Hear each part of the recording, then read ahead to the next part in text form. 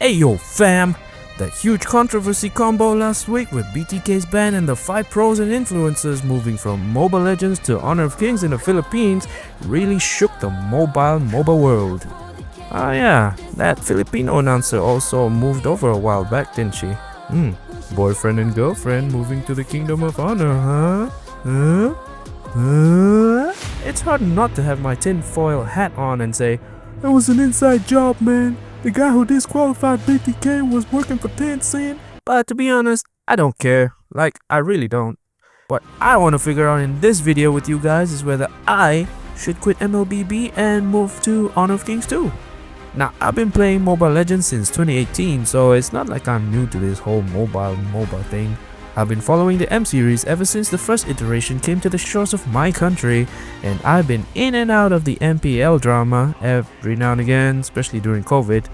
All the revamps and changes in the game, man, I have to say Mobile Legends has changed a lot since I played it. Everything feels smoother, faster, items are more streamlined for crazy fast-paced gameplay, which I love.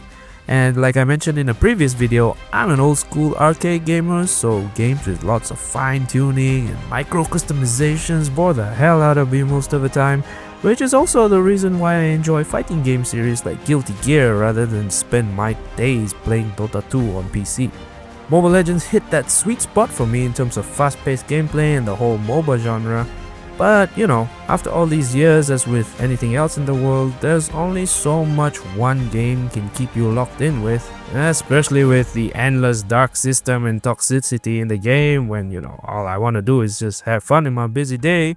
"But fam, you can always play Brawl," you might say. Well, I do that too, but sometimes I just want to play ranked and enjoy it instead of having some 8-year-old kid who just bought a Mythical Glory account and throws the game when I don't play a meta pick. Like, seriously man, I've had players who throw away an easy game when I've been carrying the game like an absolute beast. Alright, old man rant over. When you're my age, you don't really care about climbing up to Mythical Glory every 3 months or whatever. I mean, come on guys, be honest with me here. What has Moonton got to offer you past Mythic 15 stars? A freaking badge? Some useless background pictures that only last one season after? I don't need those. I'll grind to Mythic 15 stars for the tokens to get the skins, and then I quit rank after that every single season. Because, let's face it, would you rather have a temporary profile background that nobody will see anyway? Or would you rather have a permanent skin that, you know, most probably on a hero that you don't even play? At this point, I need a new challenge, and since this channel is still young, I hope you guys can follow me on this journey to see what life really is like on the other side. Now let's quickly dive into Honor of Kings to see what about this game that really draws people in. Okay, so first let me install the game. A few moments later. Alright, now that it's installed. Hang on, I played this game before. When? 1 year ago? One game? With this Dynasty Warrior Moso guy? What the f? Okay, so in my defense, I was super busy working at a multi-billion-dollar unicorn startup for the last 3 years, and I didn't really have that much time to focus on playing something else outside of my comfort zone. Of course, I got laid off now and I need to shill for something that can pay the bills in real hard cash instead of diamonds. So let's take a look at the heroes and see if any of them catch my eye. I mainly play roamers, so let's take a look at what they have in this game. Okay, so this Lian Po guy looks like a Baxia, not a fan. This Sun Bin looks like a Rafaela on steroids. Liu Shan? Ooh, a Jawhead. Okay, I'm keeping my eye on you. So basically, the heroes here look like a mix and match of multiple heroes, and the skills or attributes from Mobile Legends. And looking at the other lanes, the heroes in this game do seem a bit more on the human side and not too wild like in Mobile Legends. Oh my goodness!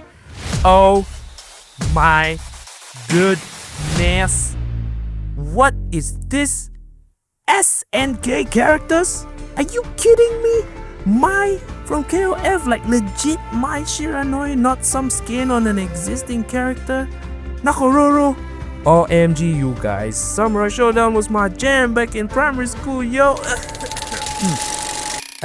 Yeah, I'm old. Anyway, yo, Tencent, if you can get me Bridget or Jam in here, I'm a shield for you only. I will sell my soul. So yeah, this is pretty insane where collabs can get you actual guest characters from other games and franchises. I mean, if you're a gaming boomer like me, this was what sold games back in the day. For example, in Soul Calibur 2, they had guest characters like Link from Legend of Zelda, Heihachi from Tekken, and even Spawn from the comics, depending on which console you had. You know, if you had a GameCube, or your PlayStation, or Xbox. And for you Zoomers who have no idea what I'm talking about, this is the equivalent of Mortal Kombat 1 having Homelander or Omni-Man as guest characters. It sells games. And yeah, I guess that's the end of the video. Thanks for watching, like and subscribe. And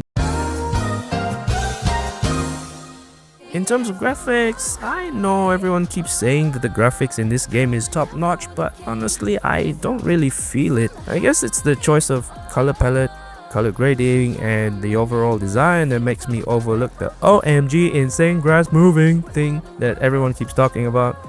And speaking of graphics, the gameplay is a big shift for me in this game. It's noticeably slower than Mobile Legends. Like I mentioned earlier, I'm an arcade style player myself, so comparing this game to Mobile Legends is like comparing Gran Turismo to Burnout. The speed and adrenaline rush that you get in Mobile Legends is really not here in this game. And to be honest, Honor of Kings does feel a bit more like a traditional MOBA, and I guess that's the real draw of this title. I ain't getting younger, so I'm beginning to appreciate the slow gameplay even more.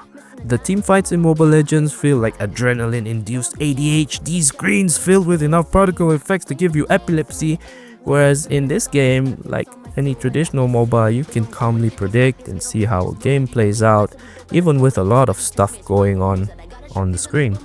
Overall, I do believe I'm gonna take a break from Mobile Legends for now. Yeah. It's funny because I honestly love the style of Mobile Legends much more than Honor of Kings, with all the chaotic, fast-paced gameplay and arguably a more intuitive user experience. It's definitely more in line with my style of games like Guilty Gear and the old school Tales series and all that. But after 7 years of playing Mobile Legends, I'm really kinda jaded and I need something new to keep my interest in gaming. But one thing's for sure, whichever of these games that decide to do a Guilty Gear collab will grab my attention first, and I'ma be chilling for that in a heartbeat. I mean, I'm gonna sell.